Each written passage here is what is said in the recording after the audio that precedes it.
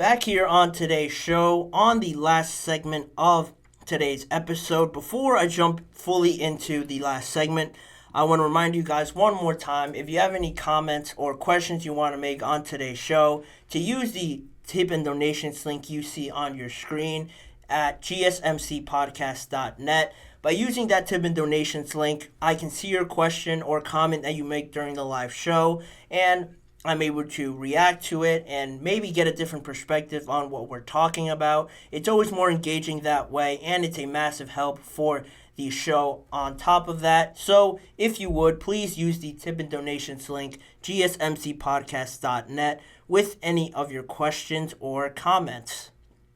And in saying that, the last thing we can go on and talk about on today's episode is the Pittsburgh Steelers and their seemingly endless pursuit of another wide receiver. They've addressed a lot this offseason, offensive line, through their draft especially. They brought in guys like Quez Watkins, Van Jefferson on the offensive side of the ball, and they made a lot of changes. New offensive coordinator Arthur Smith, new wide receiver coach Zach Azzanni. They're really trying to embrace this new identity, trying to run the ball a lot. It seems like the mindset is trying to use as much as you can for Najee Harris and Jaylen Warren, really trying to run the ball a lot.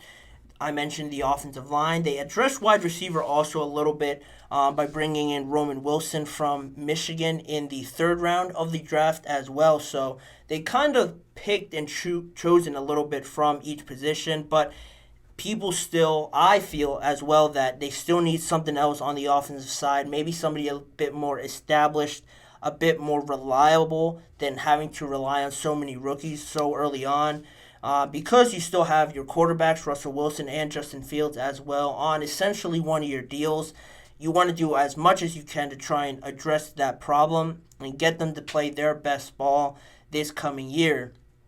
So this pursuit of the Steelers trying to get another wide receiver really starts and ends with, I would say, 3 guys, potentially 4 guys on the list. Courtland Sutton from the Broncos, Deebo Samuel, Brandon Ayuk, and Tyler Boyd, who is a free agent still currently. Recent reports have him meeting with the Tennessee Titans and the Los Angeles Chargers, so he seems like the furthest away from arriving in Pittsburgh, but Deebo, Brandon, and Courtland seem to be like the main names right now around the Steelers organization and just around the Steelers fan base on who they could potentially land.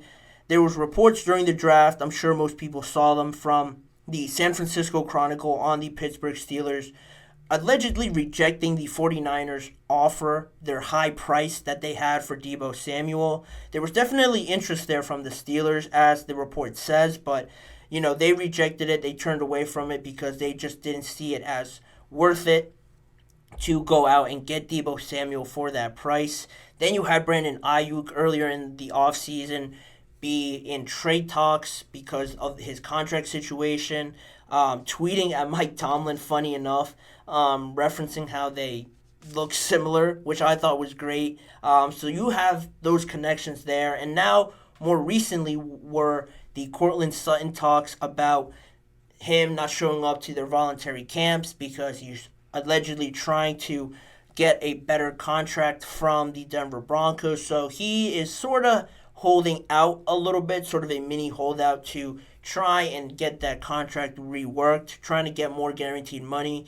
It makes sense if you're Courtland Sutton. You were by far and away the best wide receiver for the Denver Broncos. So to try and get a better contract, it makes sense. But you look at the Broncos team, talent-wise, and just in terms of salary cap as well, it could alleviate a lot of salary cap room for the Broncos if they decided to trade him away, or instead of giving him more money to stick around and potentially altering how you address the salary cap situation for that team, it is just more likely for them to trade him or try to find another solution to try and get him off their books a little bit and get some more breathing room, which is where the rumors and all the reports start coming up, because people look at that, the Broncos, I think it's fair to say that they aren't going anywhere anytime soon, really. As much as Bo Nix comes in and could potentially be the starter right away, it seems like they have just a lot of holes and are missing a lot of stuff on both sides of the ball. So having Cortland Sutton there, yeah, it's great because he's a number one receiver for you, but how much better is he really making your team if you don't have the pieces around him? That's one reason why I think if I had to choose who would end up on the Steelers out of all these players, I think would probably be Cortland Sutton because of those money reasons that I gave, but there's also connections with Cortland Sutton and some members of the Steelers.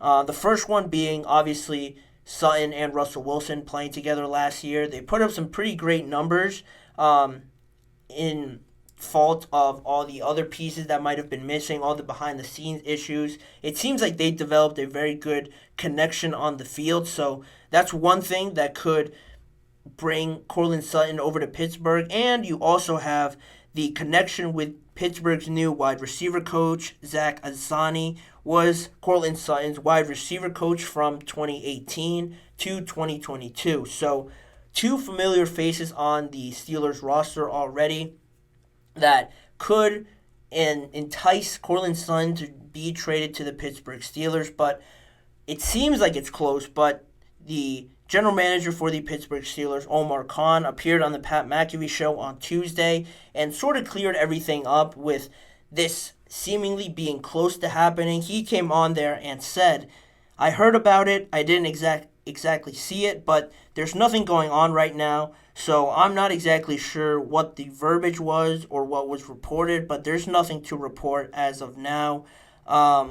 It became especially, what's the word I'm looking for? It became especially just very alert this week, especially with former Steelers and current CBS analyst Brian McFadden going on his show on CBS and saying that the Steelers were closing in on a significant playmaker earlier this week as well. So you have all the reports out there. You have a former player for the Steelers, Brian McFadden, saying to everybody, all the Steelers fans listening, or that will listen, that a playmaker is just on the verge there of coming in. And that just brings everybody in closer, just expecting something to break any time now. But Omar Khan hasn't really said that anything is close like that quote read, but he went in a little bit deeper and expanded on his thoughts on the 102.5 WDVE radio station, in which he said, "There's nothing in the works right now, nothing close to happening. I can tell you conversations will continue, but there's nothing close to happening right now." And that is, I guess, a bit more alleviating if you're a Steelers fan, that it hasn't been completely ruled out. But, nothing seems to be moving right now. With all the talks and everything, it's just funny how all these rumors come out, but essentially, according to Omar Khan, the needle really hasn't moved a lot since the beginning of the draft, since the beginning of last month now in April. The Steelers are really taking their time with this. There are a lot of options out there, but just today I saw on my way over here that General Manager John Lynch for the 49ers has again ruled out trading Brandon Ayuk and Deebo Samuel, saying that his wide receiver room is as ideal as they would like. So with those two options now sort of fading away, you look at Tyler Boyd. He's sort of exploring other options in the Titans and the Los Angeles Chargers. And now that sort of leaves you with Cortland Sutton, which I have as my favored player that is brought in for the Pittsburgh Steelers. And I think it will end up happening. It just seems like this is too close to not happen in the end. With the connections, like I mentioned before, to Azzani and Russell Wilson, he will cost less than the others as well. If you're the Steelers and you're trying to make a decision, he'll cost definitely less than you're going to have to give up for Brandon Ayuk or Deebo. And Tyler Boyd, the main issue with him was that he was asking for a bit too much than what the Steelers were willing to pay, essentially a number 2 and a number 3 wide receiver. So, again, the Steelers are pretty stingy with what they give up. Just being a fan of them, I don't see any of those deals happening right now. Cortland Sutton seems like the most likely option, but with that being said, you have to ask a question now. What if you don't get anybody and you're left with Quez Watkins, Van Jefferson, George Pickens, Calvin Austin, and you bring in Roman Wilson, who I'm a big fan of, just watching him at Michigan. I believe he can be a number 2 receiver, maybe even a number 1 if he improves a lot and just adds on to the skill set that he already has. But in that belief, I do realize that it is realistic that he might not contribute right away a lot in his first year. So that's something that the Steelers have to consider with Omar Khan coming out and clarifying these trade talks. Nothing is happening right now, but, you don't want to take too long on this situation and just sit on your options and hope that something out there comes up and miss out on potentially all of them. And then this whole offseason that you've addressed so many great positions, you brought in so much great talent, you don't want that to go to waste per se, for a lack of a better term, just because you didn't go out and really aggressively pursue another playmaker to make this team even better. They've done a lot on both sides of the ball, like I mentioned, through the draft. Patrick Queen, bringing in 2 quarterbacks to really flip that quarterback room on its head. I think now to stop short of really addressing everything would be a little bit disappointing, just looking at the Steelers' offense, but I see them going out there and making a move. I think it's going to be Courtland Sutton from what I've read and from what I've looked into, but let me know what you guys think in the comments or in the chat box as well. Do you think the Steelers will end up getting Courtland Sutton? Maybe get somebody else completely different that I didn't mention on here? Leave all your thoughts. I'm very interested to know what any of you guys or all of you guys think on the Steelers wide receiver options in the rest of the offseason. But that's all of what Omar Khan said on those topics, and that will close out this episode for us. I want to thank you guys for tuning in to today's episode of the GSMC Chip Shot Football Podcast. Please remember to like, follow, and subscribe to the show, as well as following the network on Facebook, Instagram, X, and TikTok for more of the network's content outside of sports as well. And if you want to see more of me and this show, check out the GSMC Sports Network channel and the Podcast Network channel, where YouTube shorts are posted on every weekday.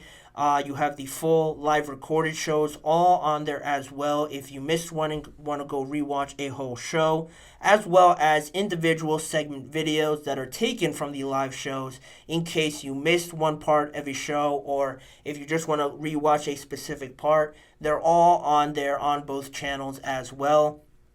Tune in every weekday at 6:30 p.m. Eastern Time for more NFL conversations and football discussions with me, Manny Maradiaga, as your host. Thanking you guys again for tuning in, and I hope to see you guys all back here again tomorrow to close out yet another week.